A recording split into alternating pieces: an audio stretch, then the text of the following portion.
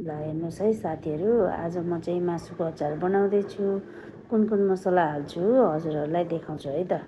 यो चाहिँ राईको धुलो, त्यसपछि यो चाहिँ सुकेको खोर्सानीको धुलो, अनि टिमुरको छोप, जिरा धनियाँ, अनि त्यसपछि मेथी सुप ज्वानो है त साथीहरू।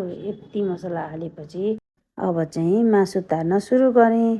यसरी हजुरहरूले पनि मासु लिएर आएर तार्नु होला पहिला है। यसलाई रातो रातो हुने गरी तार्नु होला। मजाले फ्राई गरिसकेपछि यसको स्मेल पनि आउँदैन। राम्रोसँग तारेर यस्तो बनाउनु होला है त साथीहरू।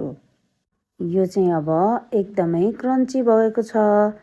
अब कराई बसाल्ने, अनि त्यसपछि ल्वाङ सुकुमेल अदुवालाई फुर्याइदिने, अनि त्यसपछि आफूसँग भएको मसलालाई पनि एक एक गरेर हाल्नुपर्छ है साथीहरू। अब पहिला जिरा धनियाँ हाल्ने, त्यसपछि फेरि आएर ज्वानो मेथी हाल्ने, त्यसको धुलो है साथीहरू, ज्वानो मेथीको धुलो।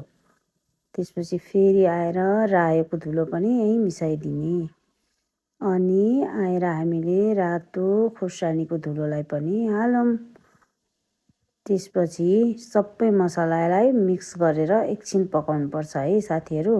एकछिन मजाले मसला पाकेपछि हामीले त्यसमा बेसार पनि हाल्नुपर्छ। अदुवा लसुनको पेस्ट, अनि त्यसपछि बेसार म चाहिँ अलि एकछिनमा हाल्छु है। बेसार डढ्यो भने फेरि कालो हुन्छ क्या साथीहरू, त्यही भएर अब एकछिनमा लास्टमा बेसार हालिदिने। अनि त्यसपछि आफ्नो स्वादअनुसारले नुन पनि हालिदिनु होला है साथीहरू।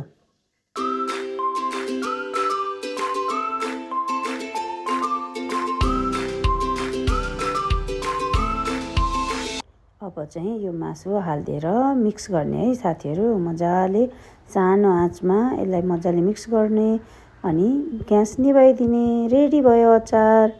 अब यसलाई सिसीमा हाल्ने है साथीहरू। अब सिसीमा हालौँ। ल एउटा त झरिहाल्यो नि तल। अब यसै गरी सबैले प्याक गर्नु होला, अनि मिठो अचार खानु होला है त साथीहरू। राम्रो लागे लाइक कमेन्ट सेयर पनि गरिदिनु होला।